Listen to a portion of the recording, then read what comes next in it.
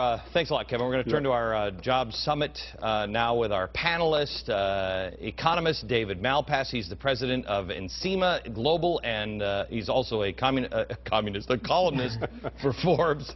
You're not a communist. No. Because they're floating around now. Joe Lane, he is the principal for Sinter Partners, a private investment firm. Recently served as the CEO of GE Technology Finance. Sorry for the time you spent at GE. And he's also the former president of IBM Credit Corporation. Mark Mix is here. He's the president of National Right to Work. Okay, guys, I don't even know where we start. Let me start with this. Kevin just said the only thing the government can do is cut taxes. I don't think that's true. I think there's a lot of things they can do. As a small business owner myself, create the atmosphere to where I know you're not going to change all the rules on me in the coming year. Am I wrong? No, that's right. The uncertainty is killing businesses. One expectation is that tax rates will go up. So it's not just tax cuts that are needed. We have to have some certainty or some assurance that they're not always going to go up, and Washington's not giving any assurance along those lines. Can you do me a favor here? Let's just go over. Let me just add a couple of. Oh, there's Jeff Jones. I love him. Let's just make a quick list of all the things that if you're a small business, if you want to hire people. Because I'd like to hire people. I could hire people. I can't now because I'm afraid they're going to do health care on me. They're going to do cap and trade. So my energy costs go up. What else? Big tax hike. Taxes are going to go up. What else? Card check forced unionism. Unions. What else? Uncap the FICA withholding. Do you know what that will do? Explain that. Explain that. At some point, companies have no way today to predict what does a new employee cost me, because for all the reasons you're putting that list together, Glenn, an employer can't sit down and say this incremental employee is going to cost me X, and therefore I can do the typical business balance to say if I get this kind of a return on this kind of an investment, it makes sense. If you don't know what the investment is, you can't make the investment.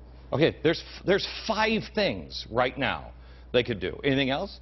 There is one, credit. So credit's been very tight for small businesses because it's getting channeled to the government and to big businesses. So one of the problems facing small businesses and businesses that can't even get started is they go to the bank says, nope, we've really stopped lending this year.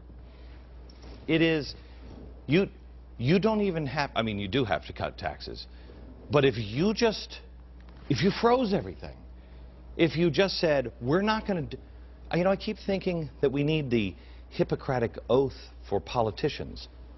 First, do no harm. Is it just me that I look as a business person? I look at what Washington is doing, and if they just weren't all lawyers and teachers and have never been out in the public sector, I would think they're intentionally trying to destroy us. The uncertainty is the bane of creativity. What every business person's approach is tell me the rules and get out of the way. We flipped the Hippocratic oath. Remember, the Constitution said the powers that aren't designated here are reserved to the people and the states. Washington's taken that on the other side and said, we got all the power, and our job is to do as much as possible, even if it causes harm. That gets more jobs, more power in Washington. So it's flipped. And that's right, Glenn. From a union perspective, from Andy Stern's perspective, you know, the AFL-CIO membership has finally crossed the Rubicon. Over 50% of all union members in America are, guess what, government workers. So there's an incentive for them to grow government now. And certainly some of the things on this list, we look at number 8, to find out how serious they are about creating jobs and how serious this debate is.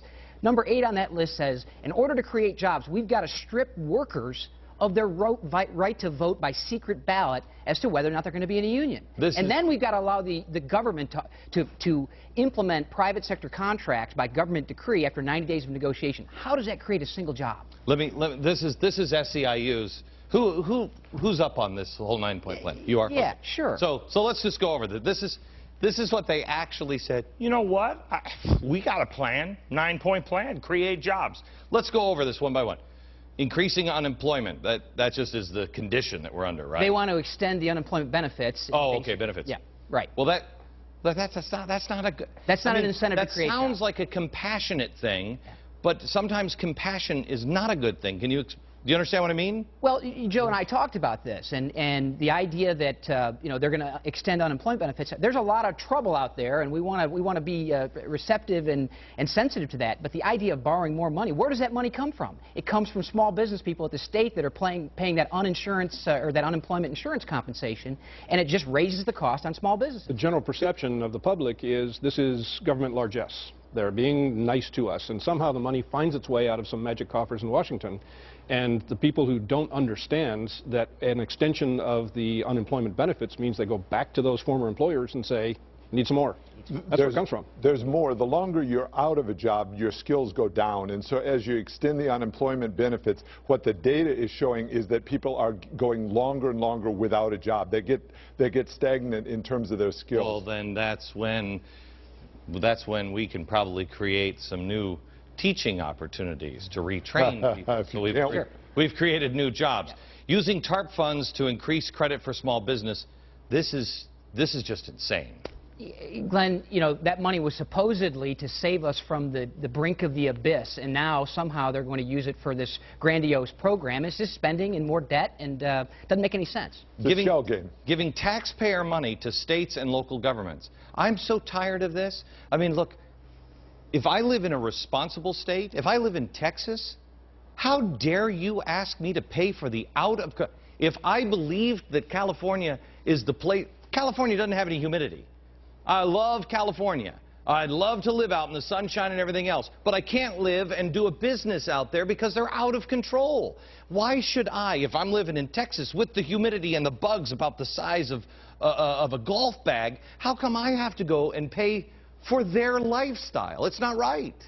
That's exactly right. And what that is designed to do, or what they're thinking it's designed to do, is to save 900,000 public sector jobs in states where union monopoly power has made it virtually impossible to get rid of any employee that can't cut the job. Just in Washington, D.C., where I came from today, 30 metro workers were caught violating a zero policy on use of cell phones while they're out there doing their job.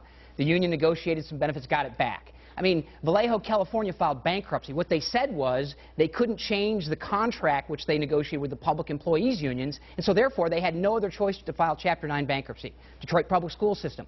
We're going to see more of this, Glenn, and the solution there is not to bail out the states, it's to control union monopoly power. Let me go to Charles Payne, who is with us as well.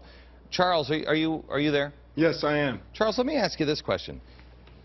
If I'm giving federal taxpayer dollar to states and local governments, especially when it comes to let's say we bail out California, wouldn't that be taxation without representation? I mean, why are we giving? I didn't have anything to do with the decisions in California. Yeah, I mean, that means that maybe you take a responsible state like the citizens of North Dakota and you're punishing them for being successful. We're taking money from them and redirecting it. And you know, it's going to be these states, ironically enough, it seems like almost every one of these states are states that Obama won, or these cities that Obama won, the Detroits of the world, that somehow are going to need our money, the people who are, you know, everyone is in this together except when it's time to dispense money, and that's when it all gets all crazy. And you made a fantastic point about individual state responsibilities and this slippery slope that this creates. Okay. We're going to come back with our panelists here, and also we're going to be taking calls. I don't think have we ever done this on the program? I don't think we've ever taken phone calls before. We're going to do it tonight. Come on, it's been a long week. I'm sleepy. I mean, can you carry your load for one show? Call 1-888-TEL-FOX, 1-888-TEL-FOX, and we'll try to take a couple of calls.